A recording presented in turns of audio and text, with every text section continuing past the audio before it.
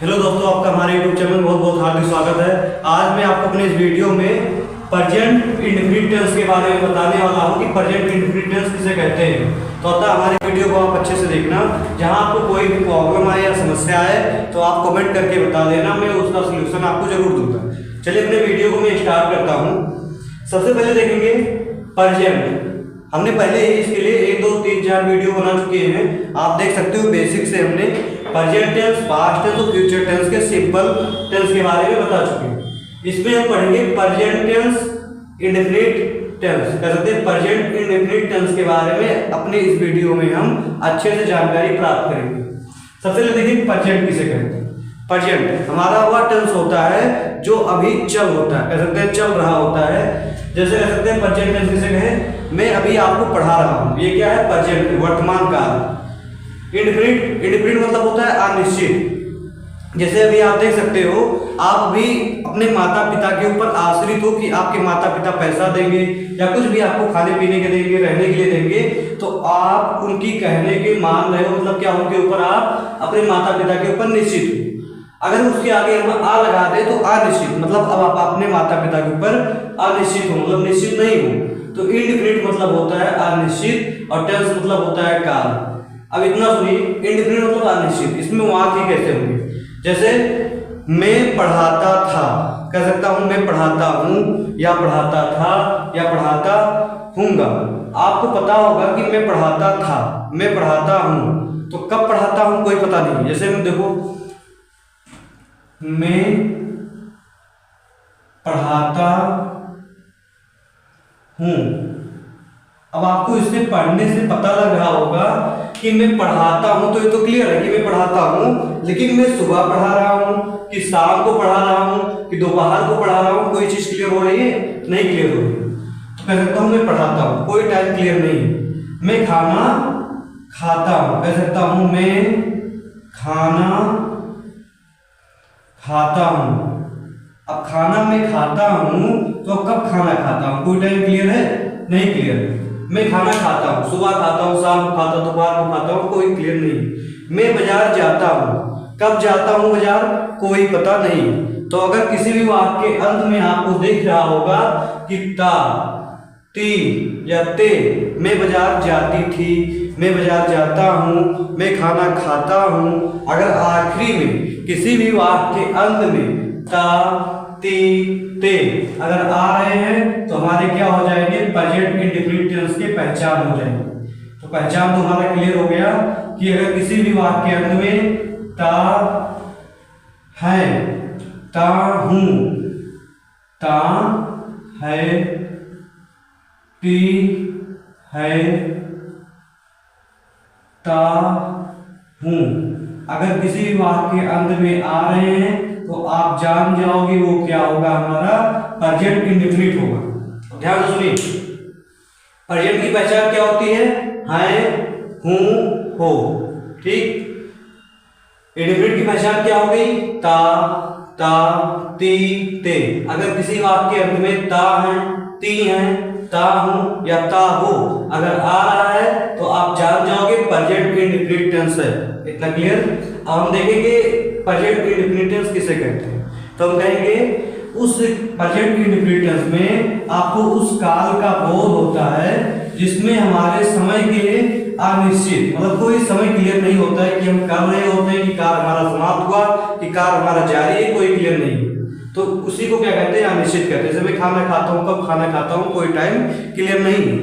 तो इतना क्लियर कि प्रेजेंट इंडेफिनिट टेंस को क्या कहते हैं? वर्तमान काल। अनिश्चित काल कहते हैं वर्तमान अनिश्चित काल। पहचान क्या होता है? ता है, ती है, ता हूं या ता हो। इतना क्लियर? प्रेजेंट इंडेफिनिट टेंस किसे कहते हैं? हमने कहा कि अगर किसी काल में आपको कार्य के समाप्त होने या परम होने के बारे में जानकारी नहीं प्राप्त होती है तो क्या होता है? वो प्रेजेंट इंडेफिनिट टेंस होता है। इतना क्लियर? अब सबसे पहले हमारा आता है इसमें यूज, आपको क्या करना है, कह सकते हैं आपकी सहायक क्रिया यूज क्या करना है आपको, यूज फॉर। इसमें आपको ज्यादा कुछ नहीं करना है। अफर्मेटिव सेंटेंस में आपको वर्ब के फर्स्ट फॉर्म में बस यस या ईएस जोड़ देना है, जोड़ देना है। आपकी सहायक क्रिया इसमें इज एम आर कुछ नहीं होगी। सिर्फ आपके वर्ब के फर्स्ट फॉर्म में यस या एस जोड़ देना है। ये आपका क्या होगा अगर अफर्मेटिव सेंटेंस होगा। अब ध्यान से देखिए, अगर हमारा नेगेटिव होता है तब क्या करेंगे, तब वर्ब के फर्स्ट फॉर्म में हम यस या एस ना जोड़ के वर्ब के साथ में हम डू या डज लगाएंगे। इतना क्लियर? ये मेन चीज है, कह सकते हैं आपका। अभी आपको हम क्लियर करके बता दूंगा एग्जांपल देके। पहले मैं समझता हूँ, कह सकते हैं कि पहले अफर्मेटिव सेंटेंस को देखते हैं। सबसे पहले देखिए अफर्मेटिव सेंटेंस के रूल क्या होते हैं। इतना आपको क्लियर हो गया। अभी देखिए आपका पूरा एकदम क्लियर हो जाएगा। अफर्मेटिव सेंटेंस,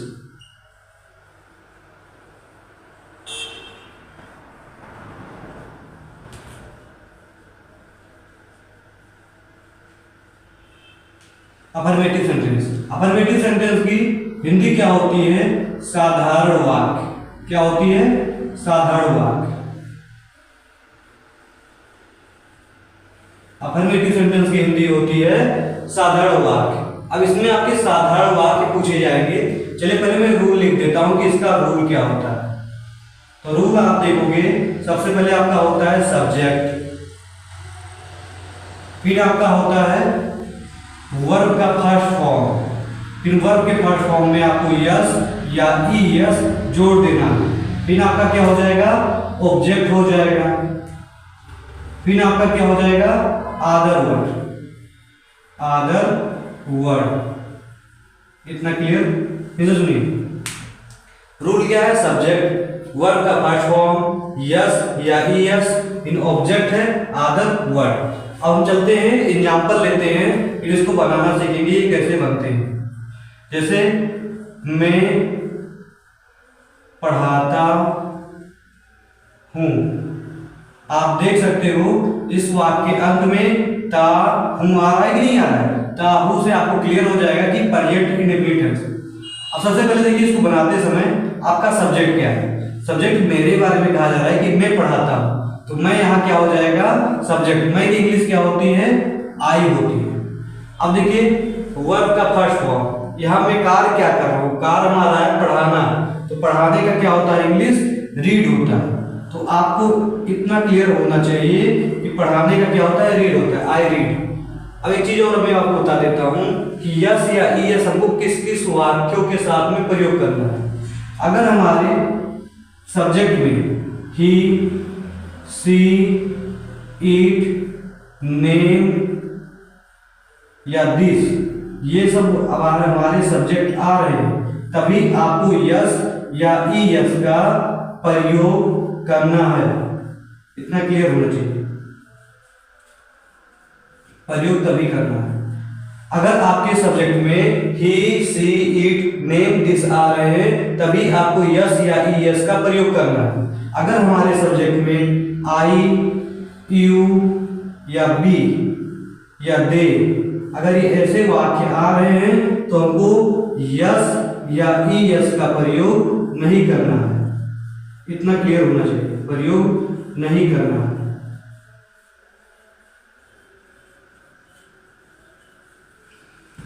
देखिए अगर हमारे सब्जेक्ट में ही, सी, इट, नेम, दिस आ रहे हैं तो यस या ईएस का प्रयोग करना है। अगर हमारे सब्जेक्ट में आई, यू, बी, दे आ रहे हैं तो यस या ईएस का प्रयोग नहीं करना है। आप देख सकते हो यहाँ क्या था, मैं की इंग्लिश क्या होती है, आई आया, इसलिए हमने यस या ईएस का प्रयोग नहीं किया। जैसे वह पढ़ाता है, वह पढ़ाता है। अब ध्यान से देखेंगे, वह क्या है, वह की इंग्लिश होती है सी, कह सकते हैं सी होती है और ही भी होती है। अगर यहाँ वह पढ़ाती है, स्त्रीलिंग है, तो आप सी लगाओगे, और वह पढ़ाता है पुरुषलिंग है तो आप ही लगाओगे। तो पढ़ाता कह सकते हैं वह की इंग्लिश क्या होगी, ही होगी। पढ़ाता का क्या होता है, आपको भी हमने बताया कि रीड होता है। अब आपका क्वेश्चन उठता है कि वर्ब के फर्स्ट फॉर्म में हम यस या ईएस लगाएंगे कि नहीं लगाएंगे। तो आप देख सकते हो ही के साथ हम यस या ईएस लगाएंगे तो यहाँ क्या हो जाएगा, रीड्स हो जाएगा। इतना क्लियर?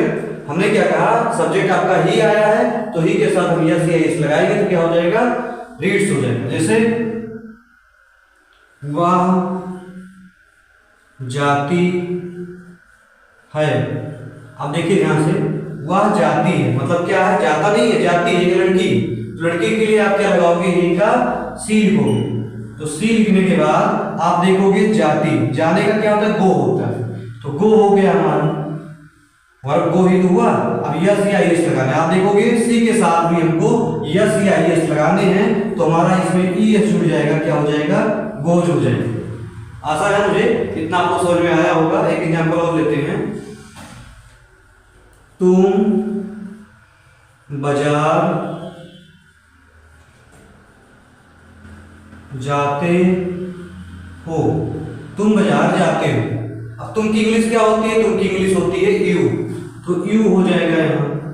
अब देखेंगे तुम की इंग्लिश होती है यू, फिर देखिए यू के साथ हमारा वर्ब का फर्स्ट फॉर्म, वर्ब का फर्स्ट फॉर्म क्या कार्य हो रहा है, जाना। जाने का क्या होता है, अभी हमने बताया गो होता है।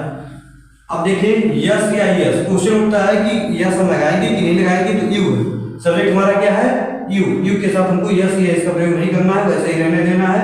कहाँ भैया जा रहे हैं, बाजार जा रहे हैं, तो गो टू क्या हो जाएगा, मार्केट हो जाएगा। इतना क्लियर? इसको आपको नोट करना हो नोट कर लीजिए। अब मैं मिटाने जा रहा हूँ, आपको आशा है क्लियर आएगा। कोई भी दिक्कत होगी तो कमेंट करके बताइए, मैं इसके आगे और बताऊंगा। अब हम पढ़ेंगे इसके बाद नेगेटिव सेंटेंस को। नेगेटिव सेंटेंस किसे कहते हैं, इसको नोट करिए, फिर मैं इसको मिटा के आपको आगे बताता हूँ।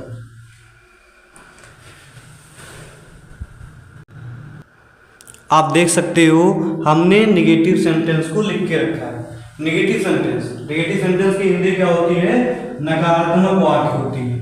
अब नकारात्मक वाक्य मतलब हमेशा इसमें आपके अगर किसी भी वाक्य के बीच में नहीं या कभी नहीं आ रहे हैं, अगर कभी नहीं आ रहे हैं तो आप उसके लिए प्रयोग करोगे नेवर।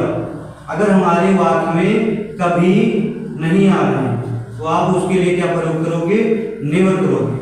चलिए इसके अब रूल देखते हैं। सबसे पहले क्या होता है हमारा, इसमें सब्जेक्ट आ जाता है, सब्जेक्ट। फिर उसके बाद आता है हमारा, इसके बाद हमारा आएगा डू या डेज। फिर हम लगाएंगे क्या, इसके बाद हम लगाएंगे नॉट। फिर हम लगाएंगे वर्ब का फर्स्ट फॉर्म। फिर क्या हो जाएगा हमारा, ऑब्जेक्ट आ जाएगा। फिर हमारा आ जाएगा अदर वर्ड। क्या आ जाएगा, अदर वर्ड। ध्यान से देखेंगे, इसमें आपको यस या यस वर्ब के फर्स्ट फॉर्म में नहीं लगाना है, आपको डू या डज लगाना है।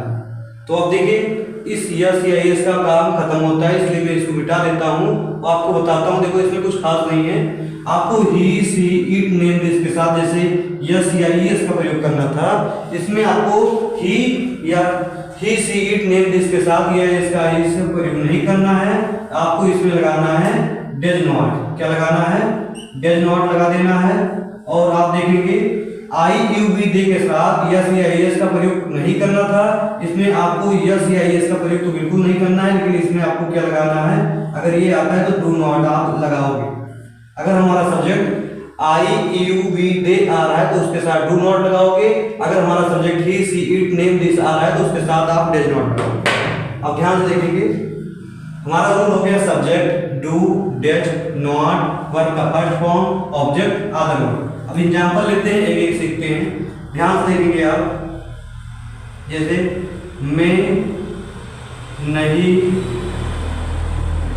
पढ़ाता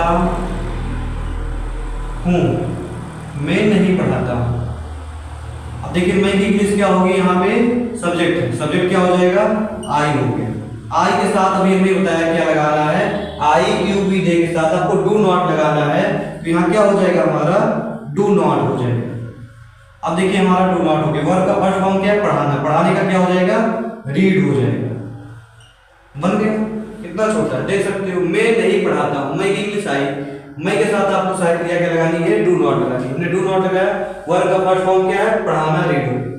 दूसरा एग्जांपल लेते हैं, वह नहीं पढ़ाती है। अब ध्यान से देखिए, वह नहीं पढ़ाती, वह नहीं पढ़ाती मतलब क्या होगी, फीमेल होगी, स्त्री। तो इसके लिए आप क्या लगाओगे, सी लिखोगे। सी के साथ आपको पता होना चाहिए डू लगाएंगे कि डेज, तो हम बता देते हैं सी ही सी इट नेम दिस के साथ हमको डेज नॉट लगाना है। तो यहाँ हमारा क्या हो जाएगा, डेज नॉट हो जाएगा। और यहाँ पढ़ाती का क्या होगा, वही रीड ही होगा। तो आपका ये क्या हो गया, रीड। ये भी आशा है कि हमको आपको क्लियर हुआ होगा। अब इसके बाद हम सीखेंगे अपने इंट्रोगेटिव सिंगल सेंटेंस को। तो आपको नोट करना हो तो नोट कर लीजिए, मैं इसको मिटाने जा रहा हूं।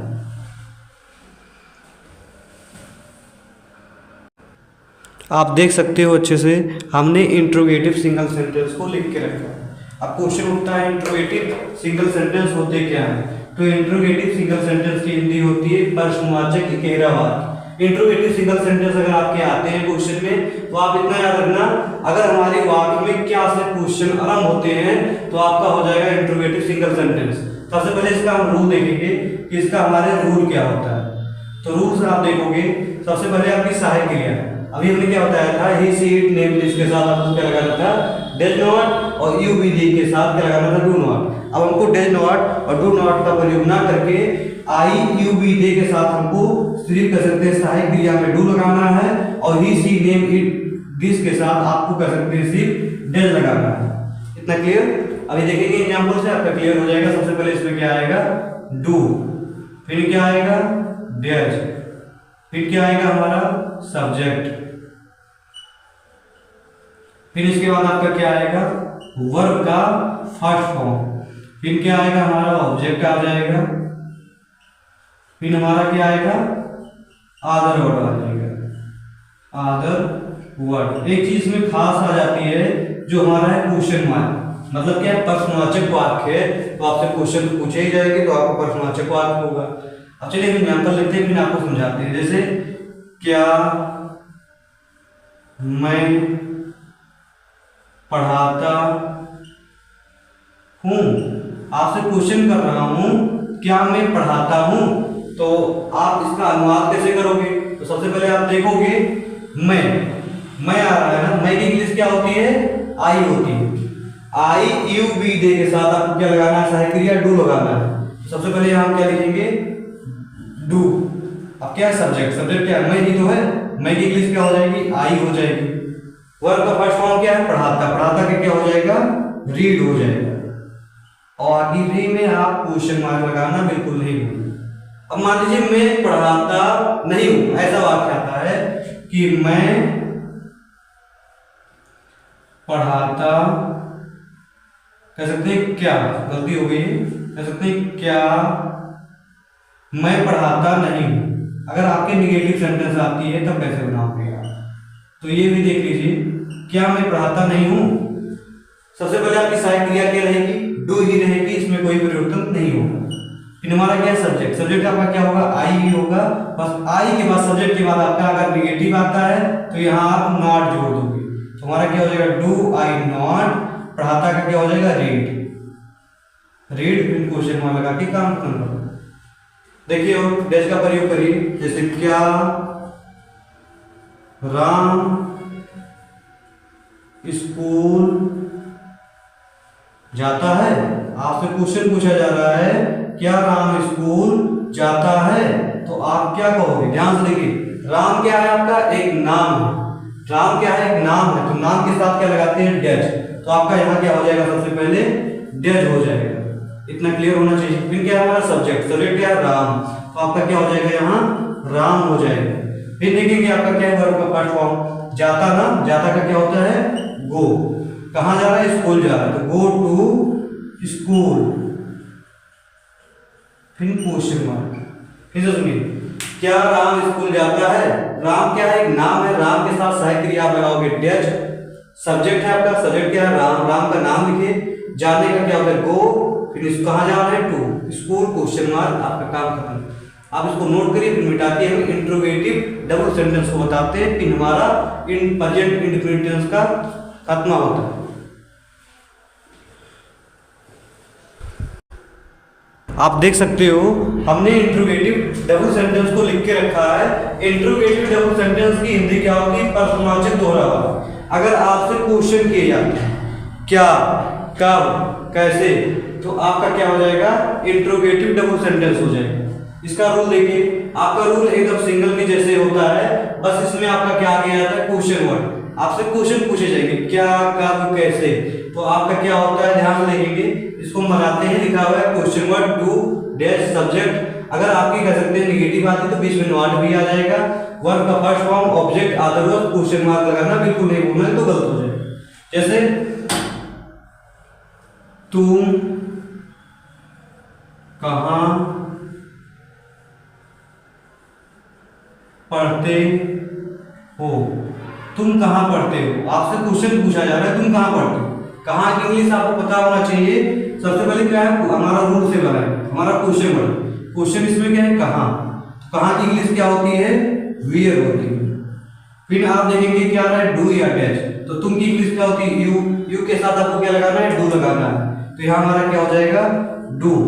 फिर क्या आ रहा है, सब्जेक्ट। सब्जेक्ट क्या है, तुम की इंग्लिश क्या हो जाएगी, यू हो जाएगी। फिर क्या आ रहा है, वर्ब का फर्स्ट फॉर्म सब्जेक्ट। सब्जेक्ट क्या है, पढ़ना। पढ़ने का क्या हो जाएगा, रीड हो जाएगा। और आप देखोगे इसमें ऑब्जेक्ट अदर वर्ड नहीं है, क्वेश्चन मार्क लगा के खत्म कर दो। क्लियर। कहां की क्या हो गया, वेयर हो गया, डू लगाया हमने, यू लगाया और रीड लगाया, क्वेश्चन मार्क खत्म। जैसे वह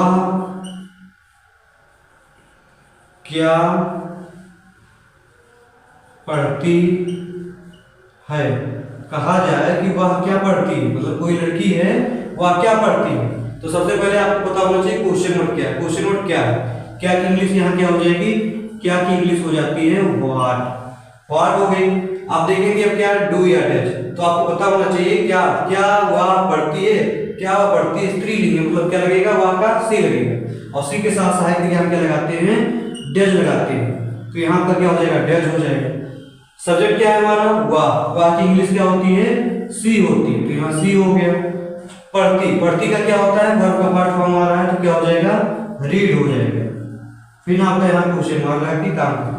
अब मान लीजिए कल के लिए हमारा निगेटिव आ जाता है, जैसे क्या वह, कह सकते हैं वह क्या नहीं पढ़ती, कह सकते हैं वह क्या नहीं पढ़ती। अगर इसके बीच में हम निगेटिव भी बना देते हैं तो आपको कोई चिंता की बात नहीं करनी है। कह सकते हैं सब्जेक्ट के बाद आपका यहाँ क्या जुड़ जाएगा, नॉट जुड़ जाएगा। अगर आपका नेगेटिव आता है तो यहाँ पे सब्जेक्ट के बाद नॉट जुड़ जाएगा। What dash C note read, वह क्या नहीं पढ़ती है, ऐसा हो जाएगा। इतना क्लियर। आशा है कि हमारा वीडियो आपको अच्छा लगा होगा। अगर हमारे वीडियो में कोई कमी हो तो कमेंट करके बताइए, मैं उसे और सॉल्व करूंगा और आपको और अच्छे से समझाऊंगा। आप अपने से अधिक दोस्तों को इस वीडियो को शेयर करें, जिससे वो पढ़ लिख के भविष्य में कुछ आगे बढ़ कर पाए। जय हिंद, जय भारत। चलते हैं, अगले वीडियो में आपसे मिलते हैं।